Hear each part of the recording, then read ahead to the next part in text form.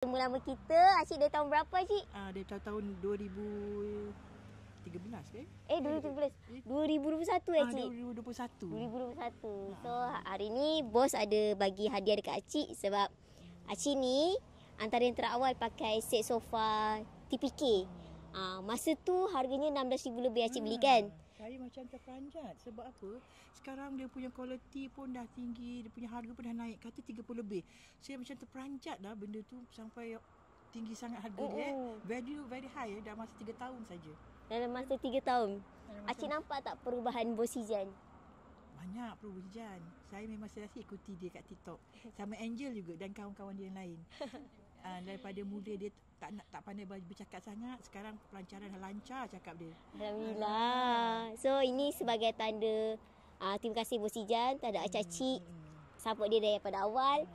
Ni hadiah dari Bos Ijan untuk Acik. Dan juga kad emas kad ni Acik memang dah beli barang kita. Kalau yang ini Bos buat terahat je. So Acik salah satu yang terima lah ni. Saya rasa macam 1 gram emas. Dihargai saya dengan kasih saya hadiah gold bar. Gold bar. Gold bar. Ni Acik. Terima kasih banyak. Sama Cik. Mudah-mudahan Bos Ijan dan semua orang-orang dia dimurahkan rezeki, dipanjangkan umur, dan maksudnya saya dunia dan akhirat dipermudahkan secara urusan dan dipayungi Allah sentiasa. Amin. Acik terima kasih walaupun dah 3 tahun Acik tak jumpa kita orang. Acik masih ingat kami kat sini. Bos Ijan, Angel. Saya sentiasa mengikuti dekat TikTok.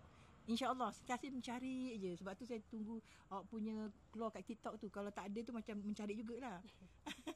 Mudah-mudahan seterusnya berjaya dunia akhirat. Bos Ijan naik sebab maksudnya jadi orang yang saleh yang banyak membantu orang-orang yang perempuan. Cita-cita Bos Ijan nak jadi bilioner Acik. InsyaAllah. Saya daripada mata kasar saya pun tak pandai cakap. Daripada masa saya yang kasyap ni, saya tengok dia akan berjaya. Sebab daripada 3 tahun lepas, dia naik satu kan. Dia satu Bos Ijan dia suka pelihara kucing. Kucing tu rezeki tau. Rezeki tu dia mendoakan kita hari-hari tau. Kalau kita kasih makan, dia doakan kita. Tu yang Bos Ijan semakin berjaya tu. Alhamdulillah. Terima kasih. Jadi ni Acik ni. Angel nak kata. Ni nak kata sahabat Angel lah. Acik ni daripada Kangkar Senanga. Daripada Kangkar Senanga. Telah di Terima kasih Acik.